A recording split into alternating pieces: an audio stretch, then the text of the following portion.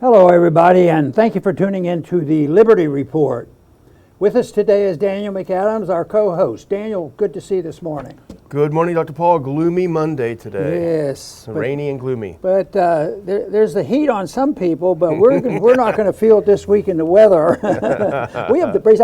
Can you imagine it freezing in Texas? Wow. That's terrible. No. But anyway, we'll survive that, but I'm not sure people are going to survive some of the heat going on in Washington and the FBI. I hope they never discover what my position is on the FBI. They might cancel me. Yeah. But anyway, we're going to start off with talking a little bit about the FBI. And I'm on record, and I think it's been published before, that even before, I even surprised myself when I went back, and it was probably a libertarian thing. I called for the elimination of the FBI. I didn't think I knew that much back then. Wow. But anyway, FBI, this comes from Zero Head. FBI faces subpoenas after Twitter files exposing social media ties. And that's like they're getting a taste of their own medicine. And you know what? They don't like this. I mean, and you know, somebody else made the point that you know, all the precedents for what the Republicans could do have been sort of opened up the door with the January 6th hearing, because they just went after everybody and anybody, and some of it is controversial about who has to come forth. I was never too keen on the politicians being the executioner of justice, you know, and they're running into some of those things. But here the FBI says that they're going to use it. The subpoenas are going to be the people that are in knowledge about this. This is a big deal. As far as every day I read more of this, but there's not much talk about it on the mainstream media. Matter of fact, they're sort of, you know, taking as a badge of courage, you know, that they stand up and they're going to insist that this process continue. But I don't know how they're going to do it if they're out of office. But anyway, these subpoenas, it will be a lot of action in January. There's a lot already because, you know, they are so obsessed with Trump hatred. And they don't deal with his fallacies in his policy. It's always hatred because they don't like the guy. Yeah. You know, so they're even up to now, to the last minute, that's their whole thing. How can we stick it to Trump? And it's sort of an obsession. It's extreme. It's almost like if he's so dangerous, why do they keep bringing his name up? Yeah. Because the supporters of Trump, and I imagine over time, the media wouldn't accept this, but over time, he tends to, get more support. Some people come over just saying, what are they doing to this guy? Why don't they leave him alone? We must just move on. But people are, not, I think, ganging up on Trump as much as the media would like us to think. Yeah. Well, this really should be the scandal of the decade. There's no question about it. And I think the fact that it isn't, A, shows how corrupt, as you mentioned, the mainstream media is in the United States. They're trying to ignore it. And B, how dumbed down and apathetic most of the American public is. And that's a real shame. But you can't blame them because they're consuming garbage on TV rather than looking for the truth. But I mean, what we learned over the weekend from the latest release of the Twitter files, and you mentioned it today in your column, is that the FBI literally joined Twitter. I think Matt Taibbi called it a subsidiary. Twitter was a subsidiary of the FBI. And this is exactly what you've said all along. The problem is not that it's a private company endorsing certain values that they would like, but it's in fact operating as an arm of the government. And we've seen that now with this latest release. We've seen it right there in the open. Over 80 FBI and other intelligence agency assets who are solely dedicated to telling Twitter who they should, which tweets they should ban, who they should ban, who they should censor, how they should censor. It's literally the FBI in there, twirling the needles here. And this is a good response. We saw this. This is from the Epoch Times. If we can put that first one up, because the incoming House Republicans have noticed this. Now, we don't have any illusions about the incoming House Republicans, so they're not superheroes. But We do like what we see. FBI faces subpoenas after Twitter files exposing social media ties.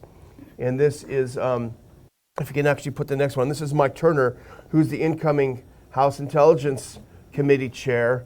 And this is from the Epoch Times piece. He said the FBI is facing subpoenas after the so-called Twitter files revealed that the Bureau had been working closely with the social media company. And this is Turner, Representative Turner. We are definitely pursuing the Department of Justice and also the FBI, he told Fox News, before adding, we certainly intend to pursue subpoena power to expose the extent to which the FBI is doing this. And I'm doing one more, actually, because I like what he's saying here, and that's why I highlighted. He mentions about the contacts between the FBI and Twitter, and he says it's been our objective to get a hold of these files to see the extent of this, how we can stop it, we can cut off funding, which of course is the power they have. And I think this is an interesting bit of turnabout, Dr. Paul, because normally, and we remember this, years and years, Congress would call the heads of these companies to browbeat them into censoring and all this. And now they're actually going to call the FBI and saying, why have you been involved in that? I think that's a positive move. You know, why I'm fascinated with this is because I've used the term that we're engaged in a secret coup, and it's been going on a while. It wasn't just one day, but gradually over many decades, there has been a coup. The Constitution has been destroyed, and the control has fallen into the hands of some radical progressives who have no concept of right and wrong, and I call them nihilists because they do anything they want, and they think they're doing the right thing. But because of this reveals, I think it supports my argument, which I didn't have as much factual proof as what has come out now, because there really was a control by the government over the economy and over these people. So in that sense, there were. But I think the coup has infiltrated. The educational system, the medical system, the judicial system, on down here. But this is it makes them squirm. But it's still amazing to me that they'll come. The people who participate as part of the coup. They because I think it's because they don't know right and wrong. They don't believe their duty is to do what they do. Just because it's a lie doesn't matter to them. So they have no shame or guilt, and that's probably a tougher enemy to deal with because they get control of the media and the social media. But eventually it ends, and that's why this is so important. I think it's the beginning of the end if the people who are getting sick and tired of it, and there's more and more people doing this, that we can reverse this trend. And otherwise, if we don't, things are going to deteriorate very badly, economically and civil liberty-wise, and it's going to be, the longer we go, the worse it's going to get. And right now, we're facing the difficulty about getting our message out because of this cancellation and all. But this is good. But it's great service for the American people. And Representative Turner makes a very good point, and I think this is actually the key point, and this is from the article. He says, the FBI had, under the cover of saying they were pursuing foreign malign influence, really exploded into activities that involved engaging with mainstream media and social media and really impacting what is a normal debate of democracy. And this is a thing that's very important because we had so many years of absolute lies about Russian influence in the elections, Russia having influence over Trump, Russiagate, Trumpgate, Impeachgate, what have you. The fact is they use this as an excuse. The FBI use it as an excuse. Oh, we're just looking in there for foreign malign influence. And then when you look under the hood, you find out they're churning out list after list. Ban this guy, ban this one, do this, do that, and the other. So that's how they got their foot in the door. And they use that, they use that to terrify Americans. Oh, the Russians are coming, they're coming to get us. We have to let the FBI go after them. Well, they didn't go after the Russians. They went after us, and that's what we've learned from this. We have had to live with a organized effort to destroy the principles of truth, and they establish the truth. But I work on the principle that no matter what you do, you can harass, you can arrest, you can shoot, you can do everything, but it doesn't touch truth. Matter of fact, it reinforces it for the people who wake up. But that's what they do. They think they can destroy truth by ignoring it or punishing it. And I don't think they can, because if truth is truth, you can't change it. It's just a matter of how people are going to perceive it. And that is why, as I was leaving, as I did in the Congress, I emphasized mostly it is our freedom of expression that is so crucial, so that we can combat the ideas and the values put out by the opposition. And this is probably what we, in a way, talk about all the time. But like I said, I like this idea of exposure of the people, because even though I think our enemy has distorted and devalued the principle of truth, there's still a lot of Americans that still sense it and they know it. I think it's a natural thing to be able to distinguish truth from fiction and lies and cheating. But there's also the temptation by people who are benefiting on, sometimes they say, yeah, I know that's true, but in the meantime, I might as well make use of it, and everybody else is, putting a hand in the cookie jar. I'm going to do it, and I'm going to play. I've had some constituents tell me that was. He says they agreed with the way I voted. They said, but what we want is somebody up there to get more stuff for us before it all falls apart, and that is not my position. More goodies. Well, here's a couple of tweets from some members. Excuse me. And I would say if we put our faith in the Kevin McCarthy's of the House Republican group, we will not be satisfied. But there are some more radical members, and I use that term in a positive way, who are going to hold their feet to the fire, I think. And I'd be surprised if these guys caved. Let's put up the next one. This is Matt Gaetz from Florida. He's reacted to the latest Twitter files by saying the FBI has a lot to answer after the latest drop of Twitter files. Jim Jordan, Mike Johnson, Andy Biggs, and Dan Bishop and I will be asking the questions. Clear your calendar. And these will all be taking senior positions. I think Jordan is going to head judiciary from what we hear, so he will have a lot of power. And let's do the next one. This is Congressman Greg Stoiber from Florida, and he makes a great point.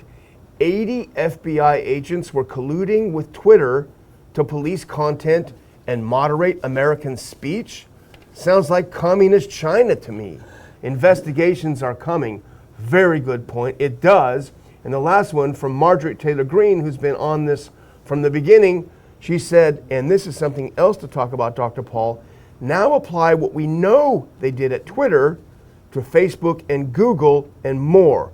I'm really looking forward to Republican control, committee work, and subpoena power. So that one may be the next shoes to drop, will be Facebook, which has been hassling the Ron Paul Institute and myself personally without any evidence of anything, just locking us out. And Google, who knows what they're doing to suppress people looking at our organization and other organizations. So let's hope this will whet the appetite of Americans and of decent people in Congress of both parties to start looking into what the government is doing to suppress the speech of Americans. The abuse that we have suffered didn't come overnight. It's been there for a long, long time. It's the nature of government. You're always going to see, but it's really magnified year after year. I think the 20th century wasn't a very good century, for protecting our privacy and our liberties. But I think this is a sign that there's the beginning of the unwinding.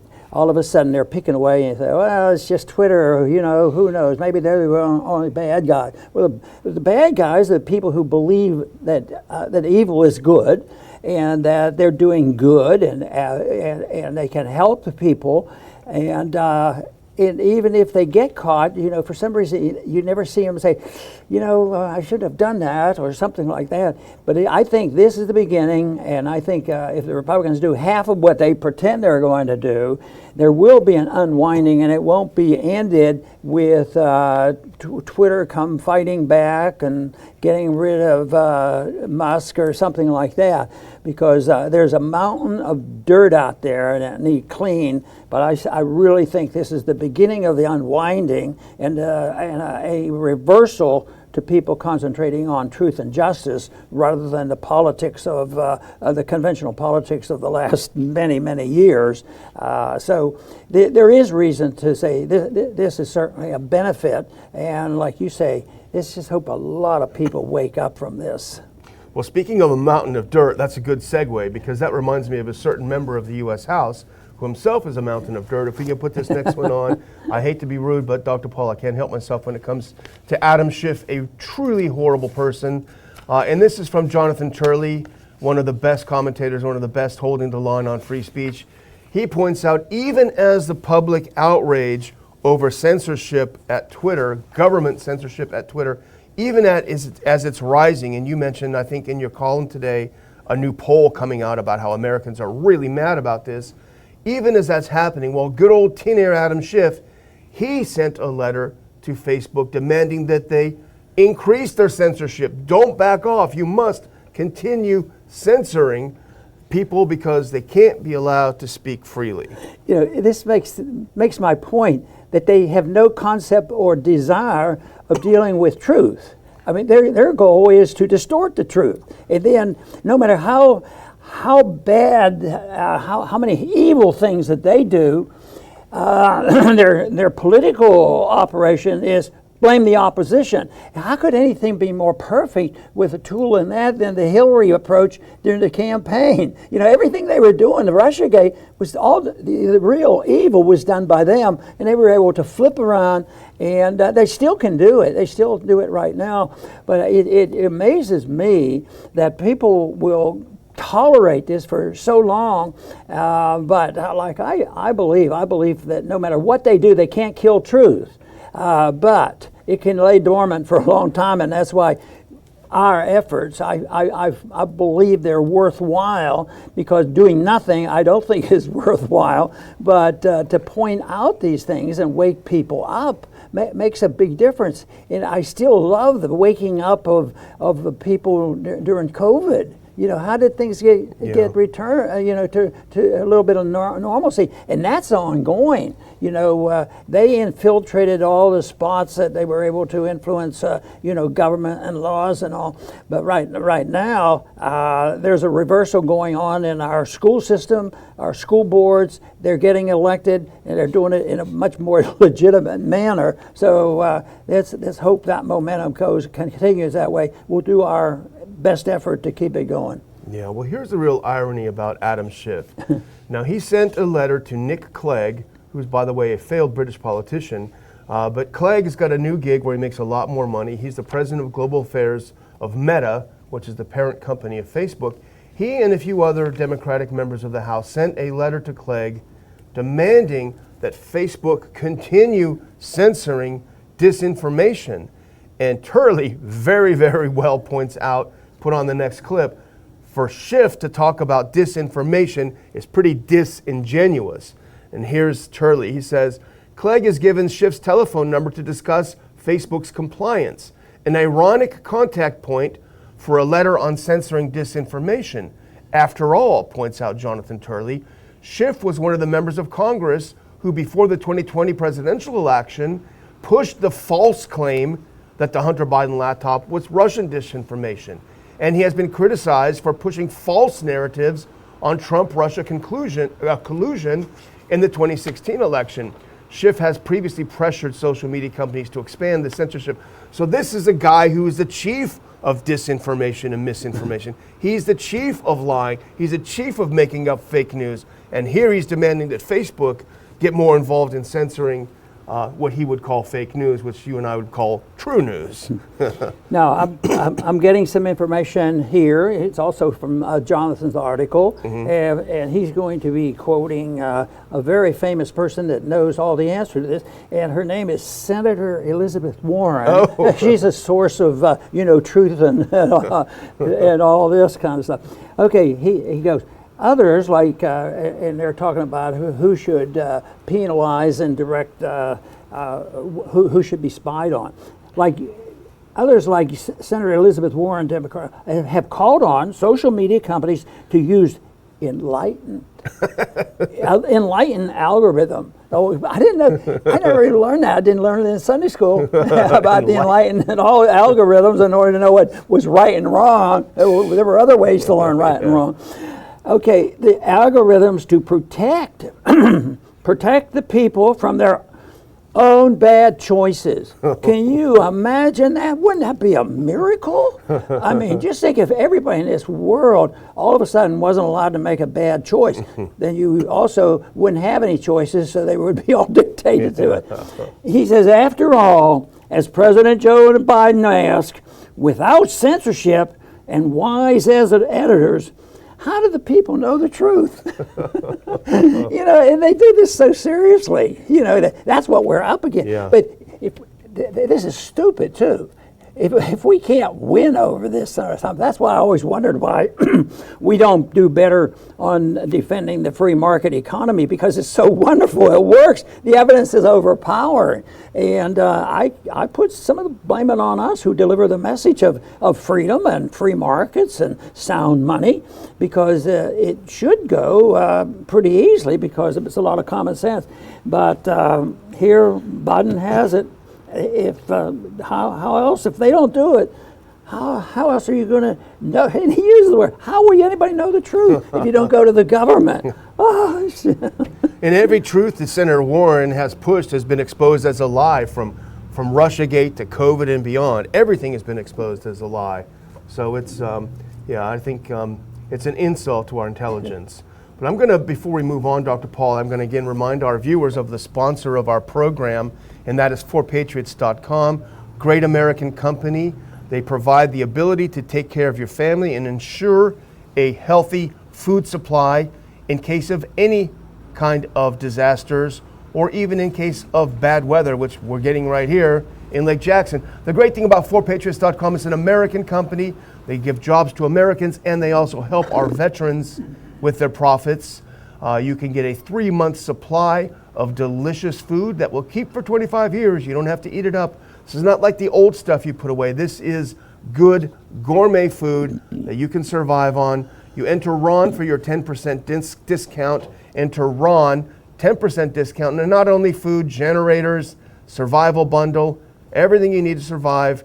Go to the number 4patriots.com. Enter RON for your 10% discount and free shipping every order over $97. Dr. Paul, the next thing we're going to talk about is more corruption. What a bad day this is for us. But let's put it up. And this has to do with Ukraine and the military-industrial complex. And we saw this at Vox via our friends at antiwar.com. This DC party invite shows all the money to be made off the Ukraine war. And I'll set it up for you, Dr. Paul, but what it is a Ukrainian embassy held a reception, and the invitations they sent out were literally, and we can look at this, literally, the next one, literally sponsored by the military-industrial complex. This is, and I can attest to this, is how these invitations work, because I got many of them when I worked for you on the Hill, Dr. Paul.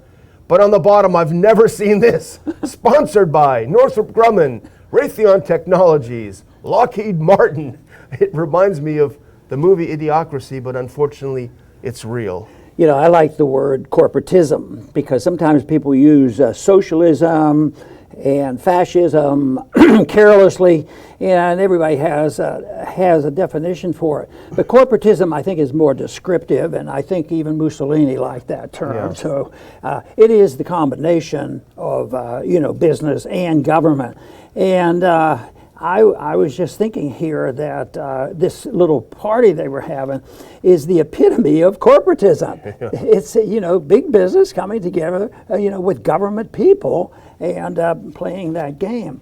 But I would like to ask you if you know anything about this. But I was a little bit annoyed that we didn't even get an invitation. They didn't want us there at their little party. But that is tragic, and it's I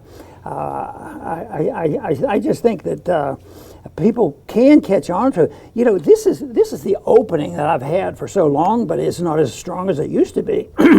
If you understand, if you understand corporatism and the subsidy to big business, you should have an open door to talking to the progressives. And there's still there are some very strong progressives that work with us in the anti-war, civil liberty issues, and that is I think because they, even a person like Elizabeth, Warren. Warren. She's always hacking away at the corporation, but now she's part of the gang. Yeah. So maybe she wasn't ever really with us on that. Well, I've been to a lot of these embassy receptions, I'll have to say, and I can attest to the fact that they are not serving PB&J sandwiches there. They are spending high on the hog, and that money is directly provided by the military-industrial complex. It's right there on the invitation. They provide the money for the caviar and who knows what else they were serving there, but that money ultimately came from us, taxing us to pay for this lavish party. But there's a lot of money involved, Dr. Paul, and here's from the article. If we can go to the next one. This is a quote from the article. That Ukraine and those U.S. military contractors have a strong relationship isn't surprising. America's allies and partners around the world bought some $50 billion in U.S. weapons last year. These four companies produced some of the most high-profile missile defense systems. And the next one, I know this is going to shock you, Dr. Paul, but this is the free market. This is from the article. It's also been good for business for U.S. defense contractors. Among the biggest winners are Lockheed Martin, Raytheon, and Northrop Grumman. Each of their stocks has climbed since Russia's invasion, with Lockheed up about 38% this year. These guys are, I'm sure, cheering the Russian invasion because it is buying new mansions in McLean day after day after day. Hey, and I assume that they probably at these parties drink a little alcohol. Oh, yeah. Maybe. So therefore, it's they're involved in drugs. Yeah. Alcohol is a very dangerous drug, but nobody talks about that. The danger of alcohol. Yeah. So, but that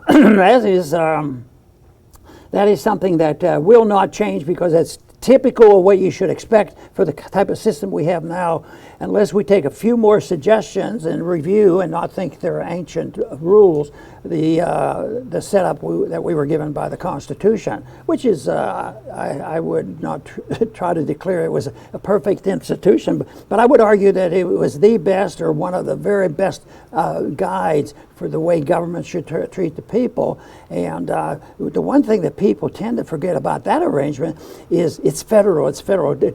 Jonathan Turley always mentioned it. This is a federal law. This is a federal law. So there's room, like right now on COVID, there was room for the states to individually do worse things and better things, and it was a vehicle. But that is not available to us now because you have to have a logarithm and figure it out, and that will decide what is truth or not. Well, there's always been this kind of corruption in D.C., and we know that, but never before has it been this obvious and this absolutely shameless. And in fact, we talked about Bill Hartung. He's over at the Quincy Institute, and he is quoted in this Vox article. We can put that up because he does make the point. He says, I've never quite seen this kind of public embrace of a country and the weapons contractors as is happening in Ukraine, said Bill Hartung. I can't imagine another situation where the contractors would sponsor an event for a country that they're arming in the middle of a war. It really, really is remarkable, I would add to Hartung's content. So blatant and corrupt. Well, I'm going to close out, Dr. Paul, and if you'll put that next clip up, just to remind our viewers that the Ron Paul Liberty Report is a project of the Ron Paul Institute, a 501c3 charity, and around this time of year we do ask our viewers and supporters of the Ron Paul Institute and all that we do, including our conferences throughout the country, through our Ron Paul Scholars Program. We ask for your support. Toward the end of the year, of course, as you know, we look for tax-deductible contributions. You can give your money to a 501c3 rather than giving it to Uncle Sam, who then gives it to Northrop Grumman and Lockheed Martin. And this is a picture of our homepage, ronpaulinstitute.org. I'll put a link up, but you just click that button saying support, and it'll take you to a page where you can support the Ron Paul Institute. Keep us going, keep the show growing next year, and the other things that we do. And we deeply, deeply appreciate your interest and support. in what we're up to. Dr. Very Paul? good. I want to talk a minute about the whole principle of the First Amendment and corporations, because a lot of people still are confused that they're private and therefore they can do these things. But Jonathan Turley is very good in pointing out, and we have pointed this out as well, is there's a big difference between being a private company or a private organization and you voice an opinion compared to getting all your orders from the government. And I think what we've demonstrated here today is that's the real crime here. They've been getting orders from the government, and threats and innuendos, economic benefits, economic pain and suffering. So that is absolutely totally different. And I think what has happened is along the way, it took many, many decades, especially since the 30s, that the principle of private property ownership has become blurred.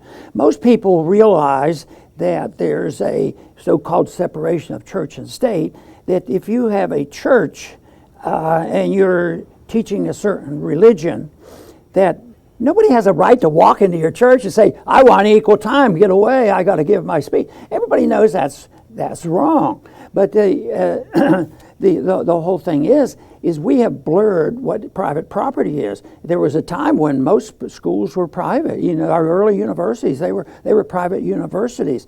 And then there was the state organization that would also be involved.